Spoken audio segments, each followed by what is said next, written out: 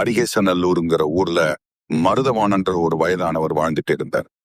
இவரோட வீடு அந்த ஊர்லயே பரபரப்பான பகுதியில இருக்கு. இவரோட மனைவி சில மாசத்துக்கு முன்னாடி இறந்துட்டாங்க. இவரோட பிள்ளைகளும் வெளிநாட்டுல இருக்காங்க. அவங்களும் அடிக்கடி இவரை பார்க்க வரமாட்டாங்க. 2 வருஷத்துக்கு ஒரு தடவையோ 3 வருஷத்துக்கு ஒரு தடவையோ தான் வருவாங்க. அதனால இவர் தனியா தான் வாழ்ந்துட்டு இருக்காரு. பேப்பர் போடுற பசங்க, தபால், பால் கொடுக்கற ஆளுங்கன்னு அப்பப்போ வந்து போவாங்க. வயசாயிட்டனால இவராலையும் அதிகம் வெளியே வர முடியாது. அதனால இவரை பத்தி யாரும் கண்டுக்கல. பக்கத்திலேயே நிறைய வீடு இருக்கு. ஆனாலும் மத்தவங்களை பத்தி எந்த சிந்தனையும் இல்லாத மனோநிலை அவங்க கிட்ட இருந்தது. அதனால மருதவாணனை பத்தி யாரும் நினைக்கிறதே இல்ல. மாசத்துக்கு ஒரு தடவை பேப்பர் சந்தா வசூல் பண்ண வர்ற பையனையும் 2, 3 தடவை அலைய விட்டுட்டு தான் பணத்தை கொடுப்பார். இந்த விஷயத்த பக்கத்து வீட்டுல அந்த பசங்க யதார்த்தமா சொல்லுவாங்க. இது அந்த ஏரியா ஃபுல்லா பரவிடும். வயசான கிழத்துக்கு பணமா இல்ல, ஏன் இப்படி இந்த பசங்களை அலைய விட்டு பணத்தை கொடுக்கறாரு? பணம் தான் கொட்டி கிடக்கு. பிள்ளைங்க எல்லாம் அமெரிக்காவில செட்டில் ஆயிடுச்சுங்க. இருந்தாலும் கருமித்தனமா ஏன் நடந்துக்கிறாருன்னு புரணி பேசிட்டே இருப்பாங்க. இந்த ஏரியால இருக்கிறவங்களுக்கு அவர் பேர் கூட மறந்து போயிடுச்சு. அந்த அளவுக்கு மரியாதை இல்லாத வார்த்தையை சொல்லியே அவரை பத்தி பேசிக்கிடுவாங்க. பால் பாக்கெட் போடுறவங்க பொதுவாக கேட்ல இருக்கிற பெட்டியிலோ பையிலோ தான் போட்டுட்டு போவாங்க. ஆனால் மருதவாணனோ தன்னோட வீட்டு கதவை தட்டித்தான் கொடுக்கணும்னு சொல்லியிருக்காரு. அதனால வேற வழி இல்லாம கதவை தட்டி இவர் கையில கொடுத்துட்டு தான் போவாங்க. அதனால அவங்களுக்கான வேலையும் தாமதமாயிடும். இத கேள்விப்பட்ட அந்த ஏரியால இருக்கிற பலரும் கூடி நின்னு இத பத்தி புரணி பேசுவாங்க. ஆனா வழக்கமான தொகையை விட பால்காரங்களுக்கும் பேப்பர் போடுறவங்களுக்கும் டிப்ஸ் கொடுப்பார். அதை யாரும் வெளியில சொல்ல மாட்டாங்க. அதனால மருதவாணனை பத்தி எதிர்மறை விஷயங்களே அந்த ஏரியா முழுசும் பரவி கிடந்துச்சு. அதனால இந்த ஏரியாவில வேண்டாத ஆளா அவரு மாறி போயிட்டாரு. இன்னும் சொல்ல போன அந்த வீட்டுல மருதவானோட வாழ்க்கை மர்மமாவே அவங்களுக்கு தெரிஞ்சது. தெருவுல கிரிக்கெட் விளையாடுறப்போ பால் அவரோட வீட்டு காம்பவுண்ட்ல விழுந்தா கூட பசங்க உள்ள போக பயப்படுவாங்க. அப்படியே சிலர் சுவர் ஏறி குதிச்சு உள்ள போனா கூட எடுத்து வச்ச பந்த அவ்வளவு சீக்கிரம் கொடுக்க மாட்டார். அதனால பசங்களும் மருதவாணன் வீட்டு பக்கத்தை நோக்கி பந்தை அடிக்க கூடாது. அப்படி அடிச்சா விளையாட்டிலே இருந்து விலக்கிடணும்னு வித்தியாசமான கண்டிஷன் எல்லாம் போடுவாங்க. இந்த நிலையில தான் அவர் வீட்டுக்கு நிறைய தபால் வர ஆரம்பிக்குது.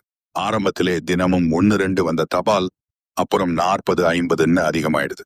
இது போக பார்சல்களும் அடிக்கடி வர ஆரம்பிக்குது. அக்கம் பக்கத்துல இருந்தவங்க ஆரம்பத்துல இதை பெருசா எடுத்துக்கல. ஆனா இந்த வயசான மனுஷனுக்கு ஏன் இவ்வளவு தபால் பார்சல் வருதுன்னு அப்புறம் ஆச்சரியப்படுறாங்க.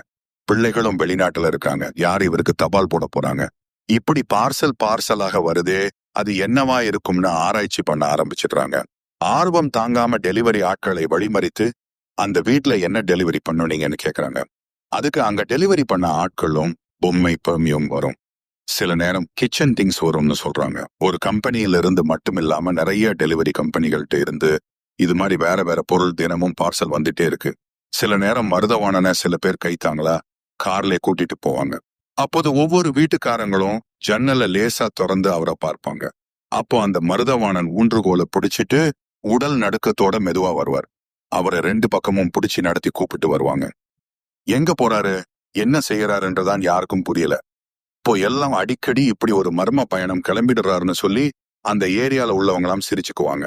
இது கூட பரவாயில்ல, இப்படி தேவையில்லாத பொருளா வாங்குறாரே, அதை வச்சு என்னதான் செய்வாரு? அதுதான் ஏன்னு பலருக்கும் புரியல. இதே நிலை நீடிச்சுட்டே போகுது. இன்னும் சொல்ல போனா முன்னை விட அதிகமா தபால் பார்சல் வர்றதும் அடிக்கடி இவரை சிலர் வெளியில கூட்டிட்டு போறதுமான நிலை தொடருது. அதனால இந்த ஏரியாக்காரங்களுக்கு இந்த விஷயம் வித்தியாசமா தெரியுது. ஏதோ தப்பு நடக்குது. அநேகமாக இந்த வயசான மனிதர் ஏதோ தப்பு பண்றாரு, அல்லது இவரை வச்சு யாரோ தப்பான காரியத்தை செஞ்சுட்டே இருக்கான்னு சந்தேகப்படுறாங்க. அதை எப்படி கண்டுபிடிக்கிறதுன்றதான் யாருக்கும் தெரியல. அப்புறம் அந்த ஏரியா வாசிகள்லாம் ஒண்ணு கூடி திட்டம் போடுறாங்க. தனியா வாழ்றவருக்கு, அதுவும் தள்ளாத வயசுல இருக்கிற ஒரு மனுஷனோட வாழ்க்கை முறை மாதிரியே தெரியல.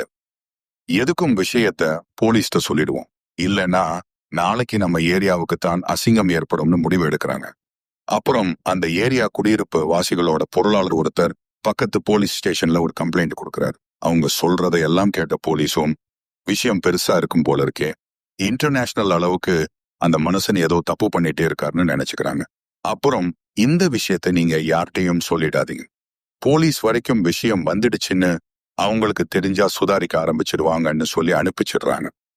அப்புறம் உளவுத்துறை போலீஸ்காரர் ஒருத்தர் டெலிவரி பாய் மாதிரி வேஷம் போட்டுட்டு ஒரு நாள் அவர் வீட்டுக்குள்ள போறாரு. அவர் போறத அந்த பகுதியில் இருக்கிறவங்க எல்லாம் ஜன்னல் வழியே ரகசியமா பார்த்துட்டு இருக்காங்க. எப்படியும் விஷயத்த போலீஸ் கண்டுபிடிச்சிடும். இன்னும் கொஞ்ச நேரத்துல மீடியா எல்லாம் இங்க வந்துடும். பேட்டி கொடுக்கறப்போ பளிச்சுன்னு இருக்கணும்னு நல்லா ட்ரெஸ் பண்ணிக்கிறாங்க. லிப்ஸ்டிக் போட்டு மேக்கப் எல்லாம் அசத்தலா போட்டுக்கிறாங்க. நேரம் ஆகிட்டே இருக்கு. உள்ள போன உளவுத்துறை போலீஸ் 5 மணி நேரம் கழிச்சு தான் வெளியே வந்தார். நடந்த விஷயத்தை எல்லாம் அக்குவேரா ஆணிவேரா கண்டுபிடிச்சிட்டாரு போல இருக்குன்னு நினைக்கிறாங்க. வெளியில வந்த போலீஸும் அவங்களை எல்லாம் அழைக்கிறார். என்னோட சர்வீஸ்ல இப்படி ஒரு கேஸை நான் பார்த்ததே இல்லை. இதுக்காக உங்களுக்குத்தான் நான் நன்றி சொல்லணும். முதல்ல நீங்க எல்லோரும் அவர் வீட்டுக்குள்ள போங்க. நடந்ததை எல்லாம் அவரே சொல்ல போறாருன்னு சொல்லிட்டு கிளம்புறாரு.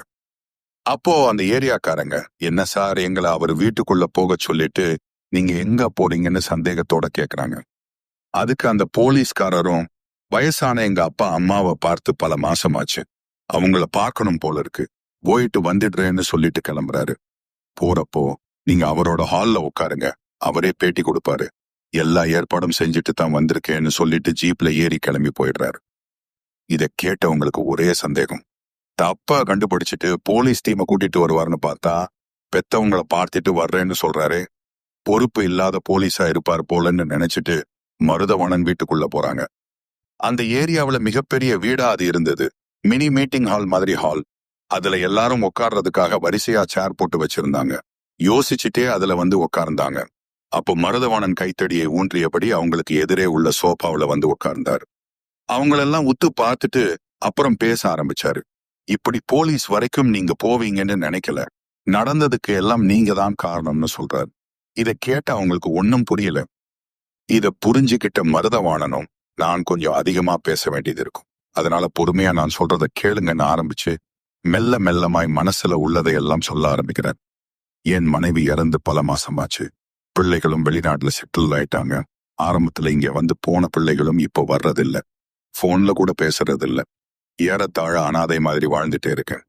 குடும்பம், குழந்தைகள், கார், பெங்களான்னு அவ்வளவு சந்தோஷமா வாழ்ந்தேன்.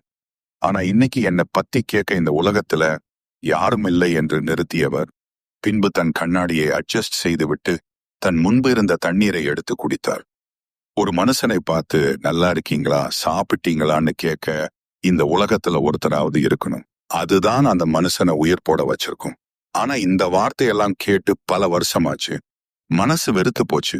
மனுஷங்களை பார்த்தோம், அவங்களோட குரலை கேட்டோம், எனக்கு பல மாசமாச்சு. அதனால என்ன நானே மாத்திக்க நினைச்சேன். என்னை சுத்தி மனுஷங்களை வரவழைக்க நினைச்சேன். அவங்க குரலை கேட்க ஆசைப்பட்டேன். அதுக்காக பேப்பர்ல ஏதாவது ஒரு பொருளை விற்பனை பண்றதா விளம்பரம் கொடுப்பேன். அதை பார்த்துட்டு நிறைய பேர் போன்ல என்கிட்ட பேசுவாங்க. அந்த பேச்சுக்களை நான் கேட்கிறப்போ நான் அனாதை இல்லை, நானும் இந்த மனுஷ கூட்டத்துல தான் வாழ்ந்துட்டே இருக்கேன்னு ஒரு உத்வேகம் ஏற்படும். இது சம்பந்தமாக தபாலும் வரும், எல்லோருக்கும் பதில் அனுப்புவேன். அப்படி இருக்கிறப்போதான் பக்கத்துல இருக்கிற அனாதை ஆசிரமத்துல தொடர்பு ஏற்பட்டுச்சு. அவங்களுக்கு தேவையான பொருட்கள் என்னென்ன கேட்டு அதையெல்லாம் பார்சல்ல வரவழைப்பேன். அப்புறம் அதை அந்த அனாதை இல்லத்துக்கு கொடுத்துடுவேன். இதனால எனக்கு வெளியுலக தொடர்பு அதிகமாயிடுச்சு. நிறைய பேர் என்கிட்ட பேசுறாங்க, பழகுறாங்க, எப்படி இருக்கீங்கன்னு ஆசையா கேட்கறாங்க. அதை கேட்கும் போது என் உடம்புக்குள்ள அப்படி ஒரு சக்தி கிடைக்குது என்று நிறுத்தியவர் பின்பு சோபாவில் லேசாய் நிமிர்ந்து உட்கார்ந்தார். கேட்டுக்கொண்டிருந்தவர்களுக்கு கூனி குறுகியது. மருதவாணன் தொடர்ந்து பேச ஆரம்பித்தார். எனக்கு வயசாயிடுச்சு, சாப்பிடுறது நடக்கிறதுன்னு அத்தனை கஷ்டம். சொந்தம்னு யாரும் இல்ல.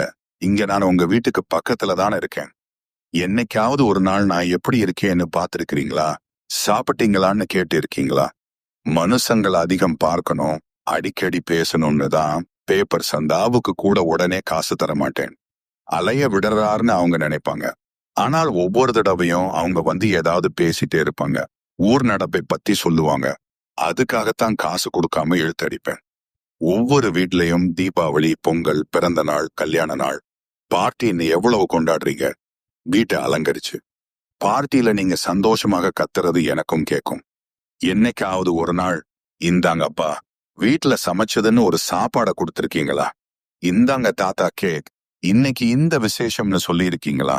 வெட்கத்தை விட்டு சொல்றேன், மெதுவாக இந்த சுவர் பக்கம் வந்து நீங்க சந்தோஷமாக கத்துறதையும் ஜாலியாக பேசுறதையும் கேட்டுட்டே இருப்பேன்.